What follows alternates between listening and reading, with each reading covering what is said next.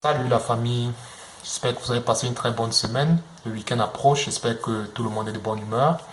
Aujourd'hui c'est vendredi et comme pour clore la semaine, j'ai choisi un thème assez spécial.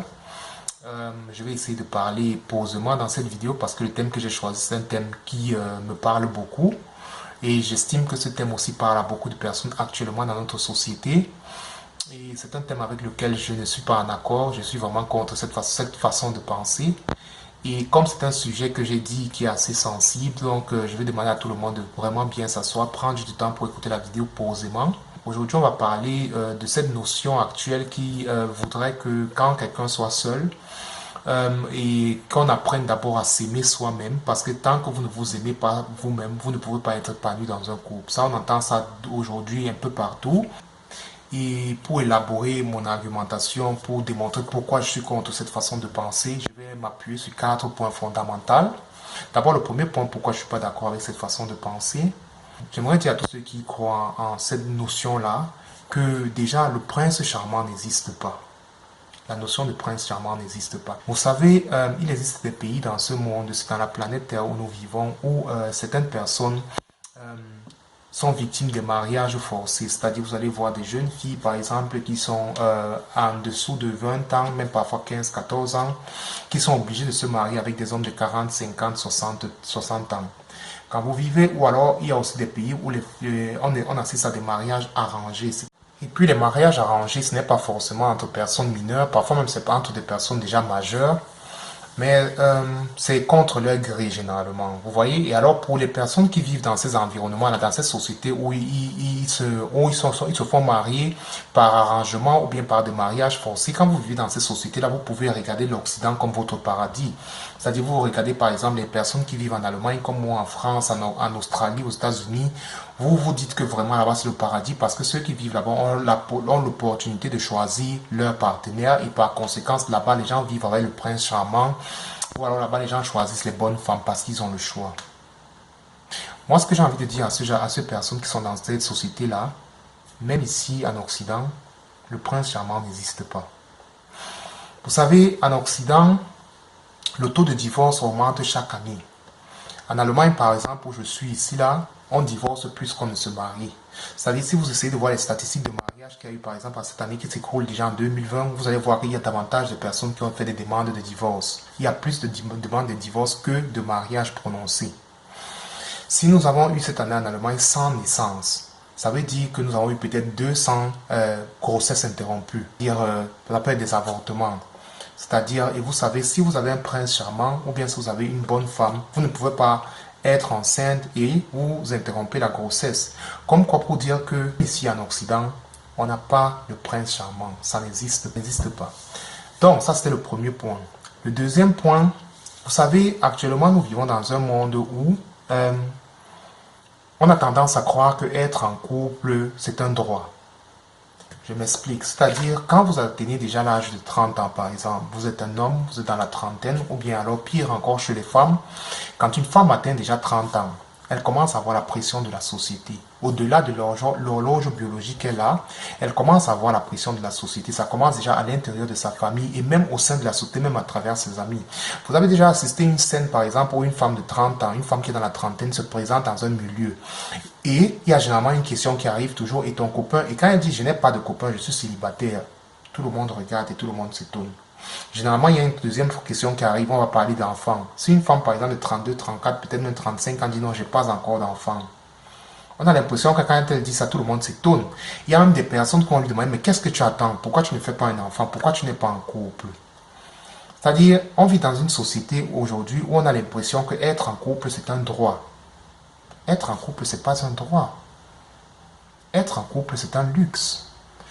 Vous savez, quand vous êtes un enfant, en Occident, hein, je dis bien, vous n'avez pas le droit d'aller à l'école. Peut-être vous ne partez pas à l'école, peut-être parce que vos parents n'ont pas de l'argent pour vous envoyer à l'école.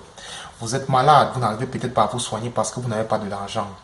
C'est-à-dire vous allez obtenir l'aide de l'État. L'État va s'assurer à ce que vous partez à l'école, même si vos parents n'ont pas de l'argent. L'État va s'assurer à ce que vous ayez des soins médicaux, même si vous n'avez pas de l'argent.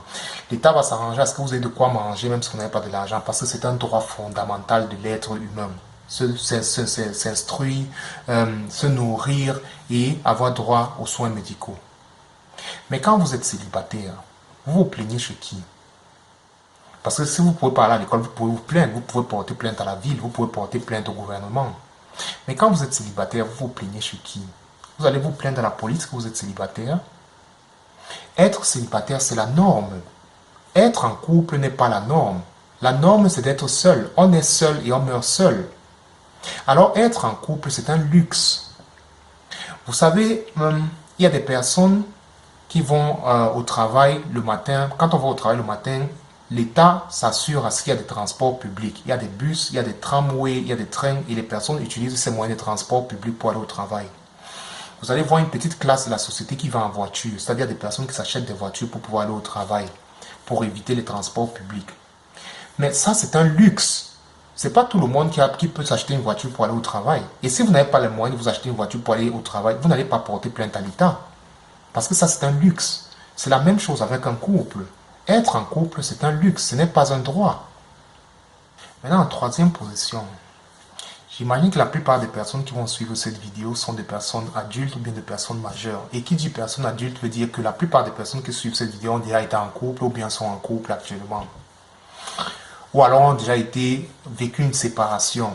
Quand on vit une séparation, généralement en amour, il y a des personnes qui ont besoin de quelques mois pour digérer, il y a des personnes qui ont besoin de 1, 2, 3 ans pour digérer, il y a même des personnes qui ne vont jamais digérer. C'est normal, les êtres humains sont différents et ça dépend encore de la relation que vous avez eue, ça dépend de la façon que la rupture s'est passée.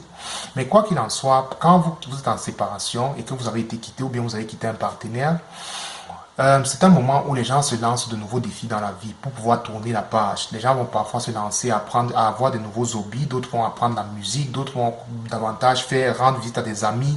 Vous avez davantage de temps libre. Alors vous investissez ce temps libre dans des nouvelles activités qui vous permettent d'aller vers l'avant. Et c'est comme ça aussi que, bon, on peut dire que vous apprenez à vous aimer vous-même parce que vous vous procurez du plaisir à vous-même et à vous seul. C'est-à-dire vous vous arrangez à ce que vous soyez en harmonie avec vous-même. Et quand bien même vous arrivez à vous procurer du plaisir tout seul, vous arrivez à vous aimer vous-même comme on dit.